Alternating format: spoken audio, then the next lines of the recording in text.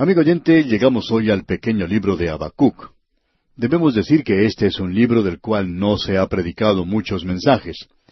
Hace algún tiempo no eran muchos los que se atrevían a dar mensajes basados aquí en este libro de Habacuc, pero ahora en el presente son muchos más los que han descubierto el camino a este pequeño libro de Habacuc y de allí presentan mensajes. Este es uno de aquellos llamados profetas menores, pero que ya nos hemos dado cuenta que cada uno de ellos puede ser considerado mayor. Ahora nosotros estamos considerando juntos los libros de Nahum, Habacuc y Sofonías, los cuales tienen mucho en común. Cada uno de estos libros nos presenta una faceta diferente de la forma en que Dios trata con la humanidad en lo que se refiere al gobierno de Dios, como si fuera integrado en el gobierno de los hombres, y la forma en que Dios trata con la persona individual. Esa es una de las razones importantes por la cual estudiamos estos tres libros juntos. Ahora, otra forma en que son muy similares es que los tres provienen aproximadamente del mismo período. De hecho, los tres pudieron haber sido contemporáneos. Existe la posibilidad de que lo eran, pero es muy difícil señalar una fecha específica con muchos de estos profetas. Y en realidad eso ocurre con muchos libros de la Biblia cuando uno no puede señalar una fecha exacta. La razón para eso es que eso no es algo realmente importante. Pero es obvio que Habacuc, Nahum y Sofonías todos entran en un período entre Josías y Joaquín. En ese mismo período uno puede también incluir a Jeremías. Él entra en este período cuando el reino del norte había ido a la cautividad y cuando el reino del sur estaba a punto de entrar en la cautividad también. Y después de Josías, cada rey que le siguió a él era un rey malo. Cada uno trataba de superar en su maldad al otro. Así es que tenemos que decir esto y colocar aquí a tres profetas en el mismo período de tiempo, en la misma cápsula del tiempo, por así decirlo, ya que aparentemente ellos pertenecen juntos. Ellos eran, por así decirlo, contemporáneos. Ahora debemos decir que Habacuc es, por cierto, diferente a los demás. Es diferente a Nahum. Nahum trató solamente con una nación, y específicamente con Nínive, la capital del imperio asirio, y decía que Dios tenía razón al castigarles. No solo estaba en lo correcto, sino que Dios era justo y que Dios era un Dios de amor. Y aún Él podía juzgarlos a ellos porque Él continúa siendo así. Ahora Habacuc enfrenta este problema desde un punto de vista diferente. Aquí tenemos un hombre que tiene problemas. Y su problema era que él pensaba que Dios no estaba haciendo algo en cuanto a la iniquidad de su pueblo, y eso le molestaba. Y él preguntaba, ¿por qué no hace algo Dios? Nosotros pensamos que hay muchas personas hoy que piensan de la misma manera, y dicen, ¿por qué no actúa Dios en los asuntos de los hombres en el presente? ¿Por qué no hace Dios algo en cuanto a la posición en la que se encuentra el mundo en la actualidad? ¿Por qué Dios no actúa? ¿Por qué permite Dios que el hombre no sufra las consecuencias de lo que está haciendo? Bueno, amigo oyente, vamos a ver que ese era el problema que tenía Habacuc. En realidad, debemos señalar que su problema se había multiplicado. Dios le respondió a esa pregunta y le dijo, yo estoy preparando una nación que vendrá y llevará a esta nación a la cautividad, a no ser que cambie su forma de actuar. Ellos irán a la cautividad en Babilonia, y yo estoy preparando a Babilonia. Y si usted piensa que Habacuc tenía un problema antes, ahora sí que lo tiene de verdad. Su problema es, ¿por qué utilizarás a Babilonia, una nación que, por cierto, es mucho más impía que tu propio pueblo, mucho más pagana que tu propio pueblo, que se ha entregado más a la idolatría y al pecado que tu propio pueblo? ¿Y a ellos vas a utilizar para castigar a tu pueblo? Y Dios respondió que sí, que eso era lo que él iba a hacer. Pero, amigo oyente, Dios también dice, aún no he terminado mi labor con Babilonia. Yo juzgaré a Babilonia, y este es mi método.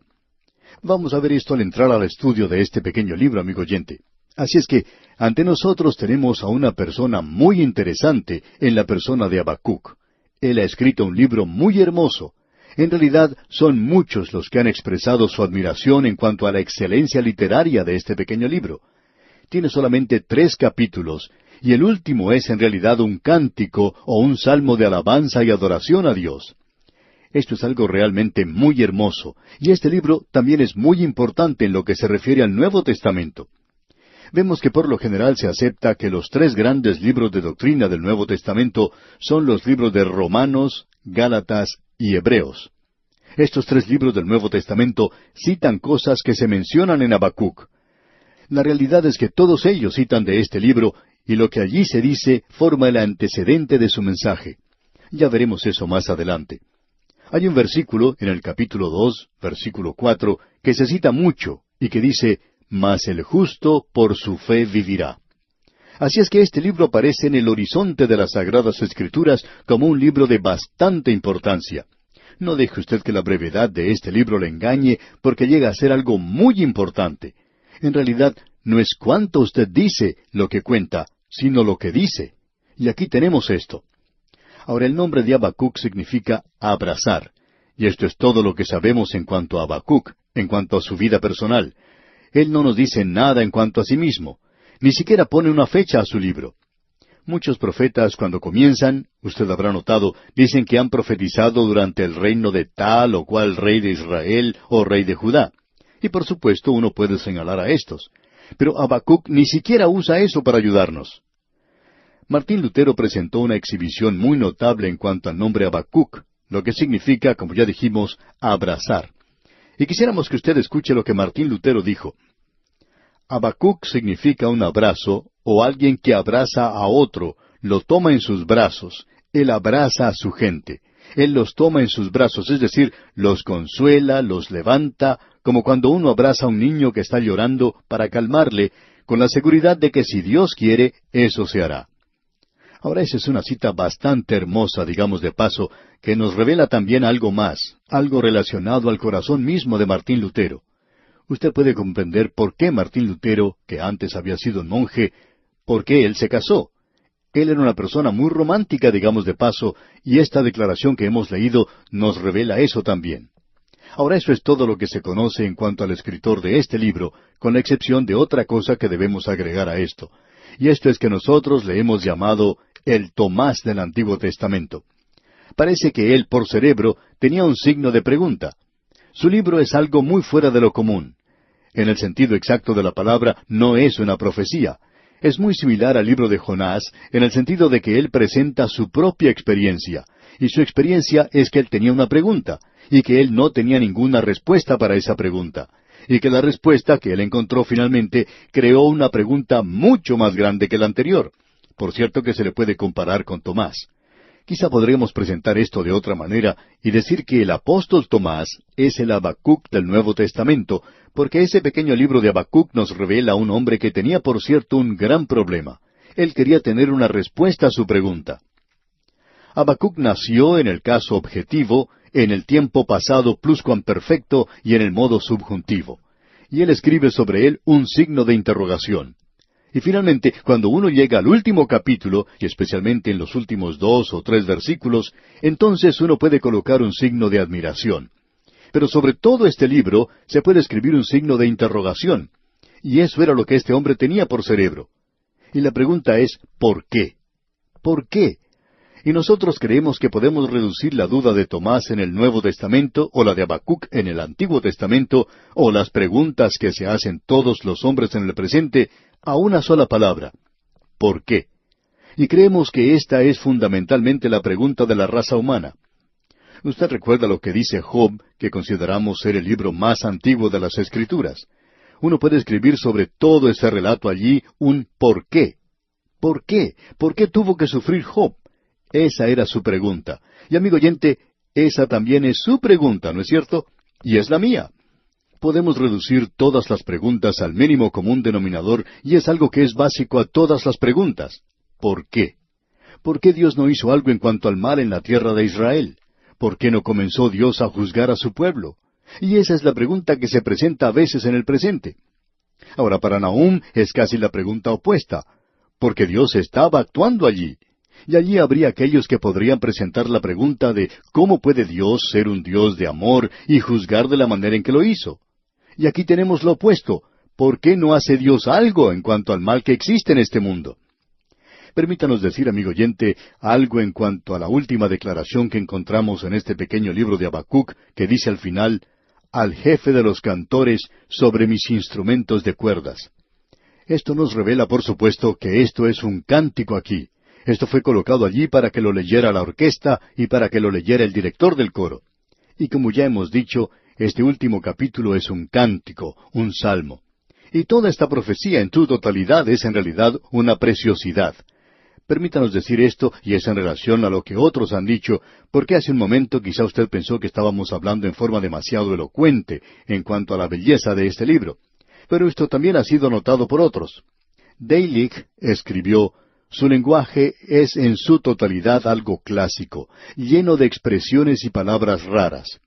Y Morehouse dijo lo siguiente: se distingue por su poesía magnífica. Ahora este pequeño libro comienza en la penumbra, pero concluye en la gloria. Comienza con un signo de interrogación y concluye con un signo de admiración. El libro de Habacuc es un gran ¿por qué? ¿Por qué permite Dios el mal? Es la pregunta que cualquier persona que piensa se ha hecho. Y creemos que este libro es la respuesta a esa pregunta. ¿Arreglará Dios las injusticias de este mundo?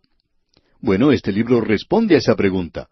¿Va a hacer Dios algo en cuanto a las cosas equivocadas de este mundo?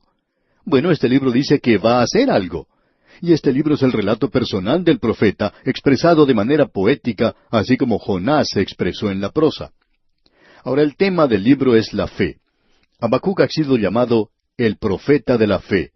Y esa gran declaración suya en el capítulo 2, versículo 4, que dice: «Mas el justo por su fe vivirá», es citada 3 veces en el Nuevo Testamento.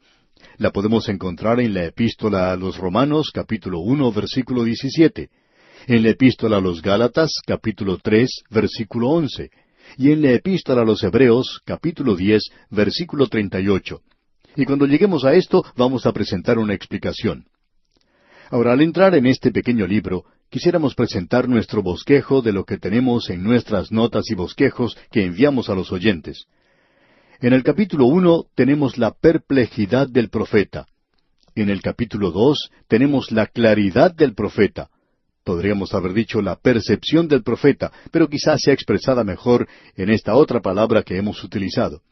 Aquí tenemos pues la percepción del profeta en el capítulo 2.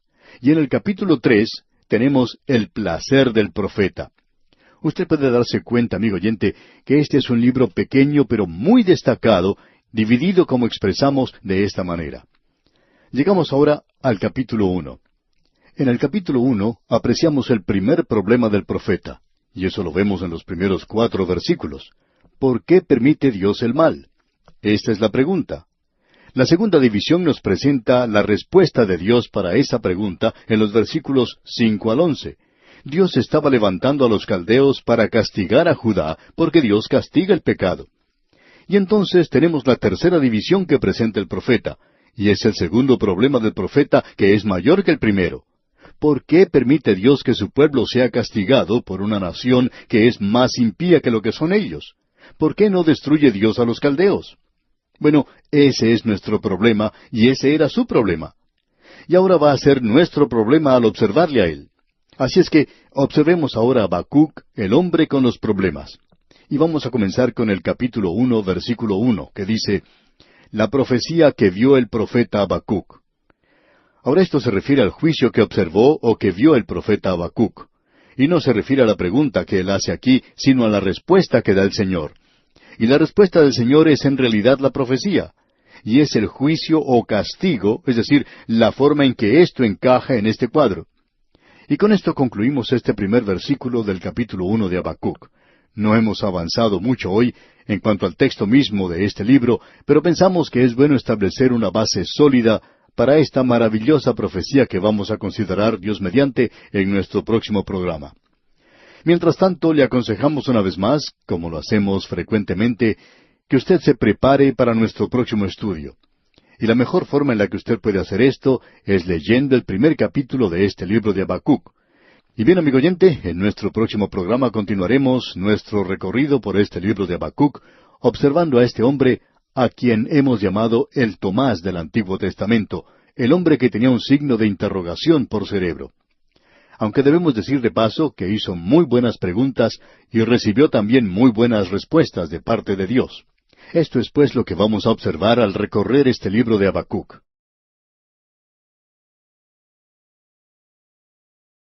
Continuamos hoy, amigo oyente, nuestro estudio de este pequeño libro de Habacuc, a quien hemos llamado el Tomás del Antiguo Testamento, el hombre que tenía un signo de interrogación por cerebro. Pero debemos decir de paso que él hizo preguntas muy buenas. No podemos acusar a este hombre por las preguntas que hizo, porque fueron preguntas muy buenas y demandan una buena respuesta. Y Dios le dio a él muy buenas respuestas a sus preguntas. La primera pregunta que él hace es una pregunta que, estamos seguros, muchos de nosotros hemos hecho también, y llegamos a ella ahora en esta primera sección que tenemos aquí. En el capítulo 1 tenemos la perplejidad del profeta, y él presenta aquí su primer problema diciendo, ¿por qué no hace Dios algo en cuanto al mal? Y como vimos en el versículo 1, la profecía que tenemos aquí es la respuesta que Dios le da a las preguntas que presenta el profeta. El versículo 2 de este capítulo 1 de Habacuc dice, ¿Hasta cuándo, oh Jehová, clamaré y no oirás? Y daré voces a ti a causa de la violencia, y no salvarás. Habacuc en realidad está diciéndole al Señor que Dios está negándose a responder sus oraciones. En una noche de desespero, él clama porque ve violencia a su alrededor y nota que Dios no está haciendo nada en cuanto a eso. Y aparentemente él no está diciendo nada tampoco. Esta es la elegía de Habacuc, y él llegará a concluir este libro, sin embargo, con un himno de alabanza que expresa gozo. Pero si usted, amigo oyente, tiene alguna pregunta, opinamos que debería llevarla al Señor de la misma manera en que lo hizo este hombre. Y usted recibirá la respuesta de Dios, si usted es sincero en la pregunta que presenta ante Él. Habacuc continúa ahora, y su pregunta es un gran ¿por qué? Leamos los versículos 3 y 4 de este capítulo 1 de Habacuc. ¿Por qué me haces ver iniquidad y haces que vea molestia? Destrucción y violencia están delante de mí, y pleito y contienda se levantan. Por lo cual la ley es debilitada, y el juicio no sale según la verdad. Por cuanto el impío asedia al justo, por eso sale torcida la justicia. Aquí está su pregunta. ¿Por qué? Es decir, él está diciendo, ¿por qué Dios permite que continúe el mal y que aumente la iniquidad y la injusticia, el pleito, la contienda y la violencia, y no hace nada en cuanto a esto? Y esa es una pregunta mayúscula la que él se hace. ¿Por qué? Y él hace esta pregunta con bastante énfasis. Ahora esta es una pregunta antigua, y a la vez es una pregunta nueva, una pregunta que usted puede hacerse hoy. Observemos esto en detalle. Ya hemos sugerido que este hombre escribió su libro en una época durante el reinado de Josías, o después de Josías, ya que él fue el último rey bueno que hubo. A él le siguió Joacás, quien fue un rey malo, y él reinó solamente 3 meses. Luego llegó Joaquín, y éste reinó 11 años, y también fue un rey muy malo. Esta era una época de desintegración, era una época de deterioro y degradación del reino. Era una época cuando la ley de Moisés estaba siendo quebrantada. Y por supuesto, era un momento cuando ellos se estaban apartando de Dios. ¿Por qué? Ahora uno puede resumir todo esto diciendo, ¿por qué Dios permite el mal? ¿Por qué permite Él el mal? En cierta ocasión un profesor universitario estaba conversando con otro en cuanto a la actitud de algunos profesores universitarios que son incrédulos y que utilizan cierto método para poner dudas en las mentes de los estudiantes que creen en Dios. Ahora estos dos profesores que conversaban eran creyentes. Y lo que un profesor impío utiliza es un método que trata de destruir la fe de los jóvenes y que ataca la integridad de la palabra de Dios. Y lo que ellos hacen, en primer lugar, es presentar una pregunta como esta. No me diga que usted cree que un Dios de amor permitiría el mal en el mundo, ¿verdad? ¿Piensa usted que un Dios de amor, un Dios amante, de un corazón tierno, permitiría el sufrimiento en el mundo? O sea que tales profesores destruyen la confianza en Dios, y destruyen entonces la confianza en la palabra de Dios. Usted recordará que el enemigo utilizó este mismo método con Eva. ¿Me quieres decir, dijo la serpiente, que Dios no quiere que tú comas del fruto de ese árbol? ¿Por qué? Este es el árbol más delicioso de todo este jardín y abrirá tus ojos y llegarás a ser como Dios. Y no puedo creer que un Dios tan bueno no quiera que tú no comas del fruto de ese árbol. Eso no lo puedo comprender. Y él estaba destruyendo una creencia en Dios, de si Él era bueno o no lo era. Y ese es siempre el mismo método que utiliza. Observemos ahora la pregunta que hizo Habacuc, de cómo ésta calza bien en la situación local de su día. La gente parecía estar saliéndose con la suya en cuanto a los pecados. Dios parecía que no estaba haciendo nada, por lo menos eso era lo que pensaba Habacuc.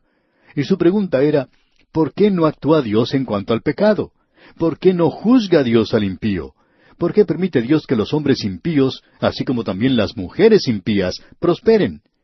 ¿Y no es esta una buena pregunta para hoy, amigo oyente? ¿No es esta una pregunta que usted se haría en el presente? Estamos seguros de que muchos de los hijos de Dios han dicho, bueno, ¿y por qué no actúa Dios ahora? ¿Por qué permite Dios que ocurra todo este mal a nuestro alrededor? ¿Por qué permite que los ricos se salgan con la suya? ¿Y por qué tiene que llevar tal carga una familia normal y corriente?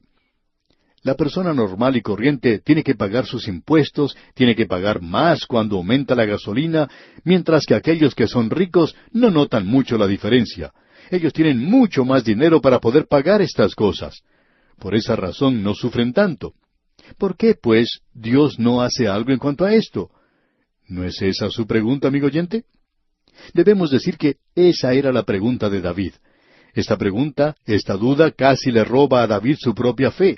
David dijo, usted recordará, allá en el Salmo 73, versículos 2 y 3, en cuanto a mí, casi se deslizaron mis pies, por poco resbalaron mis pasos, porque tuve envidia de los arrogantes, viendo la prosperidad de los impíos. Bueno, David decía, yo miraba a mi alrededor, ¿y quién es aquel que está prosperando? Es el impío. ¿Por qué no hace Dios algo en cuanto a eso? Y esa era la pregunta que se hacía Habacuc. ¿Por qué no actúa Dios en el día de hoy? ¿Por qué permite esto? Eso aparentemente estaba ocurriendo durante el reino de este rey impío, y no se estaba obedeciendo la ley entonces. En esa época abundaba la anarquía y el desorden. La maldad se podía apreciar por todas partes, y parecía que la gente se estaba saliendo con la suya. Hasta parecía que la nación no iba a sufrir por eso. Y eso le molestaba mucho a Habacuc. Este hombre está preocupado por eso porque él tenía un corazón muy tierno. A él no le gustaba ver cómo era agobiado el pueblo, como estaba sucediendo entonces. Ahora, si usted observa lo que está ocurriendo a su alrededor, amigo oyente, en el mundo del presente, lo que está sucediendo aún en su propia nación, lo que está sucediendo en su propia ciudad, pensamos que es lo mismo que lo que me ocurre a mí. Los políticos expresan mucha preocupación por mí. Ellos van a reducir los impuestos que tengo que pagar. Sin embargo, suben todos los años. Ellos dicen que se están preocupando mucho por mí, tanto en la capital de la nación como en la capital de la provincia, y que siempre están pensando en mí. Pero tengo la impresión de que no se acuerdan mucho de mí. Parece que están pensando mucho más en cuanto a ellos mismos. Estamos viviendo en la misma clase de día que vivía este profeta, amigo oyente, cuando abunda la impiedad. ¿A quién puede creer uno en el presente? ¿Y por qué no hace Dios algo en cuanto a esto? ¿Por qué no actúa en la nación? Esa era la pregunta que se hacía Habacuc. Este hombre tenía un corazón muy tierno, y amigo oyente, Dios está diciendo que Él tiene una respuesta para el profeta. Y Dios también tiene una respuesta para usted en el día de hoy. Notemos lo que dice el versículo 5 de este capítulo 1 de Habacuc. Mirad entre las naciones y ved y asombraos, porque haré una obra en vuestros días, que aun cuando se os contare, no la creeréis. Dios está diciendo, Habacuc, cuando yo te diga lo que en realidad estoy haciendo, va a ser difícil para ti creerlo, porque en vez de no estar haciendo nada, estoy haciendo mucho, por cierto. Y lo que va a ocurrir es que finalmente Habacuc le va a pedir a Dios que no actúe tan rápido, cuando descubra todo lo que él está haciendo y cuán pronto está actuando, cuántas cosas él está haciendo. Así es que Dios le está diciendo a Habacuc, quiero que sepas que yo estoy actuando entre las naciones, y a pesar de toda la anarquía y de toda la guerra y los pecados en todas las naciones, Dios dice, yo las estoy gobernando, yo estoy actuando en juicio. Ahora, ¿cómo va a hacer esto él? Dios le va a dar a Habacuc la respuesta. Dios va a hacer algo en cuanto a todo esto, y esto va a crear una pregunta mucho más grande para Habacuc, pero por cierto que él se dio cuenta que Dios está haciendo algo. Ahora notemos lo que dicen los versículos 6 y 7 de este capítulo 1 de Habacuc. Porque he aquí yo levanto a los caldeos, nación cruel y presurosa, que camina por la anchura de la tierra para poseer las moradas ajenas. Formidable es y terrible, de ella misma procede su justicia y dignidad. Él está hablando aquí de los caldeos, los babilonios que vendrán. Los babilonios eran ley para sí mismos. No conocían a nadie como superior a ellos. En efecto, eran la raza superior. ¿Y cuándo hemos escuchado eso antes? Ellos pensaban que eran la raza dominante y que ellos eran quienes iban a establecer las normas para el resto del mundo. Así es como ellos lo veían. Ellos hacían sus propias leyes y ellos iban a venir contra el pueblo de Dios. Ahora notemos lo que dice aquí el versículo 8. Sus caballos serán más ligeros que leopardos y más feroces que lobos nocturnos, y sus jinetes se multiplicarán. Vendrán de lejos sus jinetes y volarán como águilas que se apresuran a devorar. ¡Qué cuadro el que tenemos aquí, amigo oyente! De paso, digamos que los babilonios utilizaban la caballería más que cualquier otra nación. Usted recuerda que los asirios utilizaban los carros, y también hacían eso los egipcios. Ahora los asirios tenían el último modelo en cuanto a carros de guerra se refiere, pero los babilonios tenían un método diferente. Ellos utilizaban la caballería, y ellos iban a bajar contra el pueblo de Dios. O sea que Dios está diciendo aquí, yo no voy a permitir que ustedes se salgan con la suya, que ustedes queden impunes en cuanto a sus pecados. Ustedes piensan que yo no estoy haciendo nada. Bueno, yo estoy preparando a una gran nación que caerá sobre ustedes, procedente de las riberas del río Éufrates, y cuando llegue el tiempo apropiado, si mi pueblo no se vuelve a mí, entonces voy a soltar contra ellos a los babilonios. Y eso ocurrió, amigo oyente. Y la historia de la destrucción de Jerusalén es algo, amigo oyente, que es feroz y terrible, y es casi indescriptible las cosas que ellos hicieron cuando llevaron a esa gente cautiva. Ahora esto provocó una nueva pregunta de parte de Habacuc. Si él antes tenía algo que preguntar, ahora sí que es cierto que lo tenía. Y aquí en el versículo 9 comenzamos leyendo en su primera parte, toda ella vendrá a la presa, el terror va delante de ella.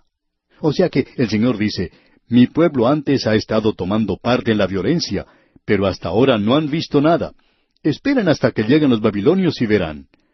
Y el versículo 9 en su totalidad dice, toda ella vendrá a la presa, el terror va delante de ella y recogerá cautivos como arena. Y ellos capturaron a este pueblo. Nabucodonosor atacó 3 veces la ciudad de Jerusalén. La última vez quemó la ciudad y también el templo y se los llevó cautivos a ellos. El profeta Habacuc era quien había dicho que Dios no estaba haciendo nada. Y usted recuerda lo que dijo el escritor del libro de Eclesiastés, allá en el capítulo 8, versículo 11. Dice, por cuanto no se ejecuta luego sentencia sobre la mala obra, el corazón de los hijos de los hombres está en ellos dispuesto para hacer el mal. Amigo oyente, en la primera ocasión que ellos hicieron el mal, quizás se preguntaron qué sucedería. Quizá iban a ser castigados del cielo o algo por el estilo. Un gran número de jóvenes, si tienen ocasión cuando son muchachos, se pueden robar la fruta del vecino. Y hay veces que cuando hacen algo así, puede tronar o relampaguear, y piensan que puede ser el Señor que los está juzgando en ese mismo instante. Pero pronto se dan cuenta que eso no es así, que el trueno y los relámpagos no son el juicio de Dios contra ellos, y pueden continuar haciendo eso sin temor, por lo menos de parte de Dios. Y amigo oyente, eso es lo que la gente piensa cuando cometen algún pecado. En el pasado, los pecados se cometían tanto como ahora, pero se hacían a escondidas. Hay algunos que opinan que la naturaleza humana ha cambiado. Sin embargo, la naturaleza humana es siempre la misma, amigo oyente.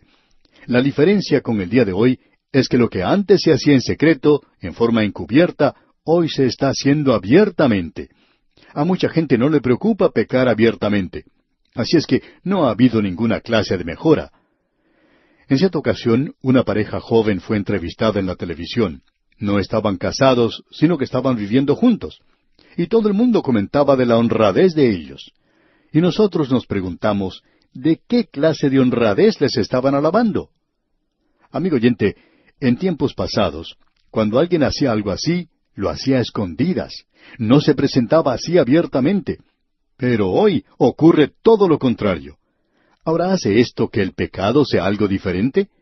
¿Cambia eso el hecho de que esta clase de cosas es pecaminosa y mala ante los ojos de Dios? Bueno, amigo oyente, ante Él es la misma clase de pecado que antes. Y eso es lo que sucedió con la nación de Israel. Pensamos que la primera vez que desobedecieron los 10 mandamientos, quizá temblaron.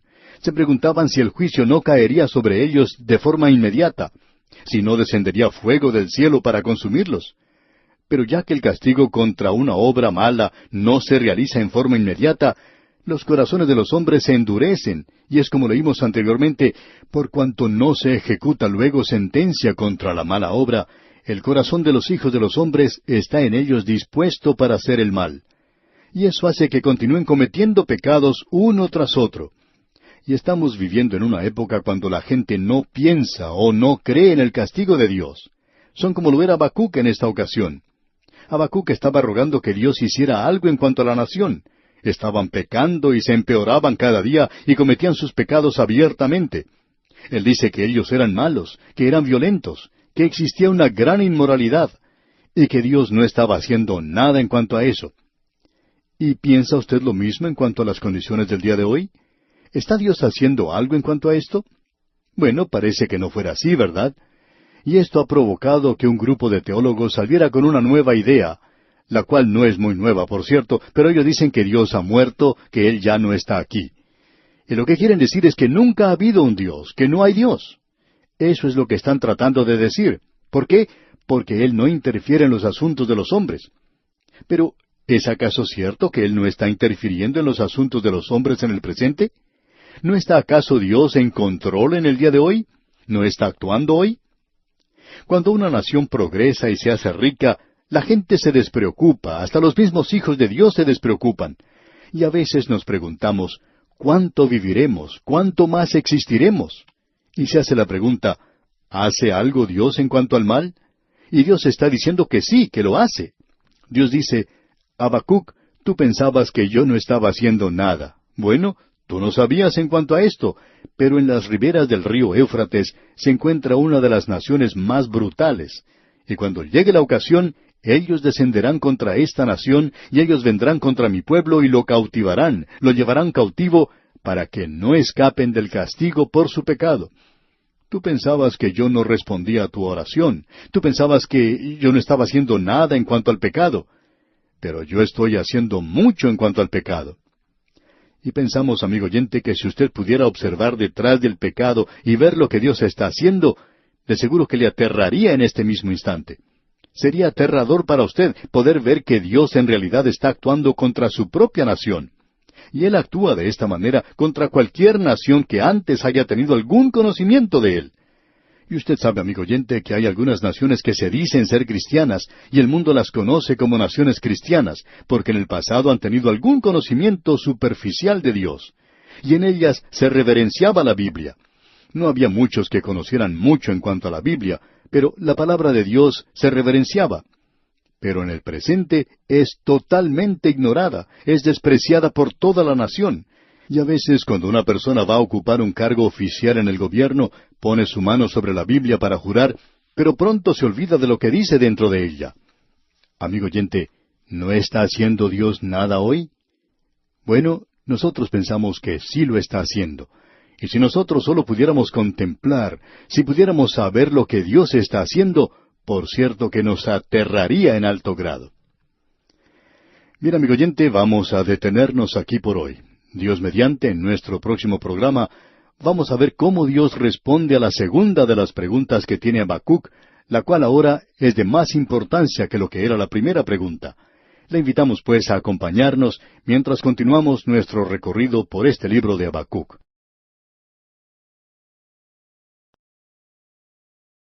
Continuamos hoy, amigo oyente, nuestro recorrido por este maravilloso, aunque pequeño libro de Habacuc, y vemos que este es un hombre con un problema. Él tenía una pregunta. Él había observado a su alrededor a su propia nación, y al observar a su alrededor, él pudo ver el pecado de su pueblo. Y hablando honestamente, él fue tocado por esto, y se preguntaba, ¿por qué Dios no hacía algo en cuanto a esto? Hay muchos que opinan que esto fue durante el reinado del rey Joacim. Esto podría haber sido en ese entonces o algún tiempo antes de eso. Creemos que él comenzó su ministerio durante el reino de Josías, y luego los reyes se sucedieron rápidamente después de eso. O sea que ellos no duraban mucho tiempo en el poder, y todos ellos eran malos. Era una época de anarquía. La ley de Dios se había dejado de lado y había mucha violencia en la tierra. Y la pregunta de este profeta a Dios era, ¿por qué no haces algo en cuanto a esto? ¿Por qué permite Dios el mal? ¿Por qué permite Él que su pueblo se salga con la suya en todo esto? ¿Y por qué es que en el presente el pecador es quien está prosperando? no son los humildes los que están prosperando en la tierra hoy. Por el contrario, son los orgullosos, los arrogantes, los impíos. Y uno mira a su alrededor y puede preguntarle a Dios, ¿por qué? Y esa es la misma pregunta que este hombre le ha hecho a Dios. ¿Por qué me haces ver iniquidad? ¿Por qué estás permitiendo esto? Ahora Dios tenía una respuesta para él. Y en el versículo 5 dice, mirad entre las naciones y ved y asombraos, porque haré una obra en vuestros días, que aun cuando se os contare, no la creeréis. Es decir, que Dios le está diciendo que abra los ojos, que mire, que observe a su alrededor. Le dice, yo estoy haciendo algo en cuanto a esto. Y le está diciendo que tenga una visión más amplia, que tenga una perspectiva, que vea lo que Dios está haciendo. Y que si él observaba a su alrededor, él podría ver que estaban ocurriendo algunas cosas, una crisis sucedía otra. Hoy el imperio asirio en el norte ha sido conquistado y su capital, la ciudad de Nínive, ha sido destruida. Y ahora está levantándose en las orillas del río Éufrates un reino que será conocido como el reino babilónico. Y ellos ya han avanzado contra Egipto. Ya tuvo lugar la batalla de Carquemis. Nabucodonosor ha obtenido la victoria. Y ahora se está convirtiendo en un gran poder mundial. Ahora Dios dice, ¿piensas que no estoy haciendo nada? Dios está diciendo, yo estoy muy ocupado, estoy tomando parte en todo esto. No estoy solamente sentado a un lado tomando nota de lo que está sucediendo en este pequeño mundo. Estoy tomando parte activamente en todo esto. Usted sabe que hay un punto de vista, aún de parte de aquellos que creen en un Dios, de que la creación de Dios es como un reloj, que Dios lo creó, le dio cuerda, y luego lo dejó y se fue. Y luego, por supuesto, existe otro punto de vista opuesto a ese, y es el panteísmo, que es la suma total de todo. Bueno, amigo oyente, ninguno de estos puntos de vista es, por supuesto, un punto de vista bíblico. La realidad es que la creación no es un reloj, y Dios no está atado por el papeleo de esta tierra. Él no es parte de esto de ninguna manera. Él puede y es capaz de moverse en el presente. Usted probablemente recuerda algo de la mitología griega, cuando los griegos se estaban apoderando de la ciudad de Troya, de algo que se menciona allá en la Ilíada de Homero. Se trata del sacerdote Laocoonte, quien acompañado de sus hijos cometió una equivocación y luego fueron atacados por serpientes. Y usted recuerda que estas serpientes se entretejieron, por así decirlo, con estos hombres, y al enroscarse alrededor de sus cuerpos, los asfixiaron. Estas serpientes quebraron todos los huesos de sus cuerpos. Bueno, Dios no está envuelto en su creación a tal punto donde Él quede sujeto a ella. Y Él tiene que hacer ciertas acciones, ciertas cosas, porque está obligado a hacerlo. Dios no está envuelto de esa manera. Dios está actuando de manera soberana en este universo, y Él estaba haciendo algo, por cierto. Así es que, aquí en este versículo 5 del capítulo 1 de Habacuc leemos, mirad entre las naciones y ved y asombraos, porque haré una obra en vuestros días, que aun cuando se os contare, no la creeréis. Y el apóstol Pablo, en ese gran sermón que él predicó en Antioquía de Pisidia, el cual nosotros siempre consideramos como uno de sus mejores sermones, es un sermón al que desafortunadamente se presta poca atención en el presente, pero en ese sermón él cita algo del libro de Habacuc. Y vamos a ver lo que se nos dice allá en el libro de los Hechos de los Apóstoles, capítulo 13, versículos 38 al 41. Dice, sabed pues esto, varones hermanos, que por medio de él se os anuncia perdón de pecados, y que de todo aquello de que por la ley de Moisés no pudisteis ser justificados, en él es justificado todo aquel que cree. Mirad pues que no venga sobre vosotros lo que está dicho en los profetas. Mirad, oh menospreciadores, y asombraos, y desapareced, porque yo hago una obra en vuestros días, obra que no creeréis si alguien os la contare. En este versículo 41 del capítulo 13 de los Hechos, él está citando el versículo 5 del primer capítulo de Habacuc. Nosotros nunca hubiéramos creído que iba a ser usado de esta manera, pero Pablo lo utilizó así. O sea que él está diciendo que Dios ha provisto una salvación, y eso tuvo lugar, como él dice en otra ocasión, esto no fue hecho en algún rincón porque judíos de todas partes se encontraban allí, y ellos llevaron ese mensaje, esa palabra, a todas partes, de que Jesús de Nazaret había muerto en una cruz, y la noticia de que Él había resucitado de entre los muertos se esparció, y que también en el día de Pentecostés, donde ellos estaban otra vez reunidos, el Espíritu Santo descendió sobre un pequeño grupo, y multitudes fueron salvas durante ese momento y en esos días siguientes. Ese mensaje salió, pero el mundo lo ignoró. El mundo romano lo ignoró al principio. Y Pablo está diciendo que Dios está haciendo una obra, y el mundo dice hoy, ¿por qué no hace Dios algo en cuanto a esto? Amigo oyente, Dios ha hecho algo en cuanto a esto. Hace más de 2000 años Él envió a su Hijo a morir en la cruz. Él entró así en los asuntos de este mundo, y dice que va a volver a entrar otra vez en los asuntos del mundo. Y hoy el mundo sigue tranquilamente adelante sin preocuparse, divirtiéndose. Comamos y bebamos que mañana moriremos. Y en efecto vamos a morir. Esa es una realidad. Pero amigo oyente, Dios está actuando. Y es algo realmente maravilloso la forma en que Pablo ha utilizado este pasaje de las Escrituras. Ahora, volviendo aquí a la profecía de Habacuc, en el primer capítulo, Dios está especificando lo que está haciendo. Y en el versículo 6 podemos leer, «Porque he aquí, yo levanto a los caldeos, nación cruel y presurosa». Dios le dice a Habacuc, «Mira a tu alrededor, allá en las orillas del río Éufrates se está levantando una nación que llegará a ser una gran potencia mundial». Y por cierto que llegó a ser eso. Era la cabeza de oro. De las 4 bestias es el león. Es la nación número 1 en el desfile de Dios de las grandes naciones del mundo. Y en ese entonces tenía una gran civilización. Y Dios dice que Él está levantando a esa nación. Ahora escuche usted lo que dice aquí en el versículo 6. «Porque he aquí, yo levanto a los caldeos, nación cruel y presurosa, que camina por la anchura de la tierra para poseer las moradas ajenas». Ellos se van a apoderar de sus tierras. Esto es algo que realmente sacudió a Habacuc, de que algo así llegara a ocurrir. Y lo que tenemos aquí es una descripción muy buena del imperio babilónico. Son señalados muy claramente aquí.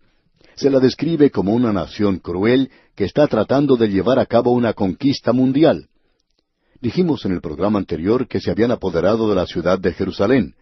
3 veces la tomaron, y en la última vez la dejaron hecha cenizas. Y ahora aquí en el versículo 7 leemos, «Formidable es y terrible, de ella misma procede su justicia y su dignidad». O sea que ellos tenían mucha confianza en sí mismos, se jactaban de su gran poder y dependían de él. Esto lo vimos representado de una manera muy clara en la persona de Nabucodonosor, el fundador de este gran imperio. Usted recordará que él tenía este problema. En realidad era un tipo de enajenación mental la que él tenía. Él sufría de egomanía. Puede ser que los psiquiatras del presente le llamen histeria, una psicosis maníaco-depresiva a lo que tenía este hombre. Pero llegó un momento cuando él ni siquiera sabía quién era. Él salió y comía hierba con los animales. De paso, digamos que Habacuc sugiere eso aquí, pero él describe algo de esa nación y lo vimos en la oportunidad anterior y leímos esto en el versículo 8 que decía, «Sus caballos serán más ligeros que leopardos». Y ellos le daban mucha importancia a la caballería. Y este mismo versículo continúa diciendo, «y más feroces que lobos nocturnos». Y amigo oyente, los lobos hambrientos son sumamente feroces. Y quienes viajan por regiones donde hay muchos lobos, aconsejan que si uno se encuentra con lobos que no han podido comer por algún tiempo, quizá porque todo está cubierto de nieve, dicen que la mejor manera de defenderse es dando muerte a uno de los lobos. Y cuando uno de esos animales está muerto y comienza a sangrar, entonces los demás lobos caen sobre ese animal muerto para comérselo. Y entonces cualquier persona o grupo de personas que se encuentran viajando por esa zona tendrá oportunidad de escapar porque los animales ya no le prestarán atención. Ahora el profeta los está describiendo aquí. Y dice en la tercera parte del versículo 8, «Y sus jinetes se multiplicarán, vendrán de lejos sus jinetes, y volarán como águilas que se apresuran a devorar». Esta gente se comporta como animales feroces, como aves feroces que se dan un festín con sus víctimas. Y esa es la historia de los caldeos, los babilonios. Ahora el versículo 9 dice, «Toda ella vendrá a la presa, el terror va delante de ella, y recogerá cautivos como arena». Usted debe recordar lo que vimos al principio, y que fue algo que señaló Habacuc en cuanto a su propio pueblo, y nos estamos refiriendo a la violencia. La violencia era una de las cosas que caracterizaba el pecado. Y Dios está diciendo, yo le voy a dar a esta gente una buena cantidad de violencia, es decir, que ellos iban a recoger el fruto de sus acciones. Todo lo que el hombre sembrare, eso también segará. Y ellos iban a saber lo que era en realidad la violencia. Y aquí dice, el terror va delante de ella y recogerá cautivos como arena. Es decir, que ellos tienen delante de sí un solo propósito, y es el de capturar gran cantidad de naciones, tantas naciones o pueblos o personas como sea posible apoderarse y hacer esclavos de ellos. Eso fue lo que hicieron con el reino del sur, de Judá. Y ahora aquí en el versículo 10 continuamos leyendo, escarnecerá a los reyes y de los príncipes hará burla. Se reirá de toda fortaleza y levantará terraplén y la tomará. Usted puede ver que ellos se burlan de los demás reyes. Podemos decir que ellos confían en su propia fortaleza, en sus propios dioses paganos, y con la misma arrogancia que habían demostrado los asirios antes de ellos, marchan ahora a través de la tierra. Este es pues el cuadro que se nos presenta aquí. Notemos ahora lo que se nos dice aquí en el versículo 11 de este primer capítulo de Habacuc. Luego pasará como el huracán y ofenderá atribuyendo su fuerza a su Dios. Y eso fue precisamente lo que sucedió con Nabucodonosor. No vamos a tomar el tiempo de ir aquí a ver lo que se nos dice allá en el libro de Daniel, porque ya hemos recorrido ese territorio antes. Pero usted quizá pueda recordar que cuando estudiábamos el libro de Daniel, allá en el capítulo 4, versículo 30, llegó un día cuando el rey Nabucodonosor dijo lo siguiente, ¿no es esta la gran Babilonia que yo edifiqué? Él estaba lleno de orgullo. Era una de esas personas egocéntricas que sufren de una manía egoísta. Y en el día de hoy hay unas cuantas personas que son así también, y confían en sí mismas. No confían en Dios. Podemos decir sin lugar a dudas que en muchas naciones, en el ambiente político especialmente, falta mucho la humildad. No hay ninguna duda en cuanto a eso. Cuando habla este partido político o aquel otro, ninguno en particular para señalar, por supuesto, sino que todos hablan del mismo modo.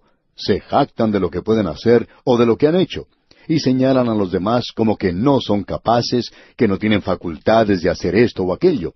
Sin embargo, todo esto es como nos está explicando aquí el profeta, que estamos confiando en nuestra propia fuerza, en nuestra propia fortaleza, en nuestra propia habilidad. A veces nos cansamos de mirar los programas de televisión donde uno escucha a personas que se están jactando de todo lo que han logrado, lo que en realidad no es mucho. Nos hace recordar de esa montaña que concibió y que dio a luz. ¿Y qué fue lo que dio a luz? ¿Otra montaña? No. Lo que dio a luz fue un ratón. Y así son los logros de muchas personas en el presente. Se jactan tanto que se parecen a esta montaña. Sin embargo, lo que han realizado no es más grande que un ratoncito. ¡Qué cuadro el que tenemos aquí, amigo oyente! Y este es un cuadro de Babilonia. Ahora esto causó mucha impresión en Habacuc. Si usted piensa que él tenía un problema antes, él por cierto que lo tiene ahora. Y es un verdadero problema. Y su verdadero problema es este. Él dice, yo pensaba que Dios no estaba haciendo nada, pero ahora veo que Él está haciendo algo. Pero Él no está haciendo lo que yo pensaba que haría. Él está haciendo las cosas de una manera diferente a lo que yo pensaba que Él haría. O sea que, ahora su pregunta es esta, ¿por qué va a usar Dios a los babilonios, que son mucho más impíos que los de Judá, más impíos que el mismo pueblo de Dios? ¿Por qué usa Él una nación que es más cruel que lo que eran ellos para castigarlos a ellos, que eran menos crueles? ¿Por qué haría Dios eso? Bueno, ese es el mismo problema que encontramos allá en el libro de Isaías, como usted bien recuerda. Dios dijo en Isaías capítulo 10, versículo 5, «Oh Asiria, vara y báculo de mi furor». Dios estaba diciendo que Él iba a usar a Asiria como látigo, la iba a usar para castigar al reino del norte. Y Él hizo eso. Pero también Dios dijo, «Pero luego voy a juzgar a la nación de Asiria». Y Dios también hizo eso. Y aquí tenemos la misma cosa. Dios dice que Él va a utilizar a la nación de Babilonia para castigar a su propio pueblo, y cuando Él termine con esa tarea, entonces va a juzgar a Babilonia. Y Dios hizo eso. Dios actúa en los negocios de los hombres en el presente. Pero el problema allí es este. ¿Cómo puede un Dios santo utilizar a una nación pecaminosa como esa? Y quizá esto sea un pensamiento nuevo para usted, amigo oyente. A veces uno escucha a predicadores que dicen desde el púlpito que Dios no va a usar a una nación mala para disciplinar a otra que quizá no sea tan mala, por lo menos ante nuestros propios ojos. Pero, amigo oyente, permítanos decirle que esto es algo que quizá le haga erizar el cabello, si usted cree en la palabra de Dios, ya que Dios ha seguido un método de utilizar a una nación pecaminosa para juzgar a un pueblo que es menos pecaminoso. Ahora, si a usted no le gusta este sistema, pues tiene que decírselo al Señor, no nos cuestione a nosotros por eso. Esto es lo que expresa la palabra de Dios aquí. Y ese era el problema que tenía Habacuc. ¿Por qué usaba Dios a Babilonia para disciplinar a su propio pueblo? Y Dios va a responder a esa pregunta. Y debemos decir de paso que Él tiene una buena respuesta para esta pregunta. Dios mediante, en nuestro próximo programa usted va a enterarse de la queja que tiene Habacuc. Y es algo verdaderamente elocuente, aún de parte suya. Y permítanos abrir un poquito la puerta aquí antes de concluir este programa. En el versículo 12 dice, ¿No eres tú desde el principio, oh Jehová, Dios mío, santo mío? No moriremos, oh Jehová, para juicio lo pusiste, y tú, oh roca, lo fundaste para castigar. O sea que Habacuc le pregunta a Dios si no ha cometido algún error. Tal vez te has equivocado, tal vez estás haciendo las cosas al revés. Y le dice a Dios, ¿no vas a utilizarnos a nosotros para castigarlos a ellos? Y Dios le dice, no, estás equivocado. Yo lo que quiero es utilizarlos a ellos para castigarlos a ustedes. Y esto es pues lo que veremos Dios mediante en nuestro próximo programa.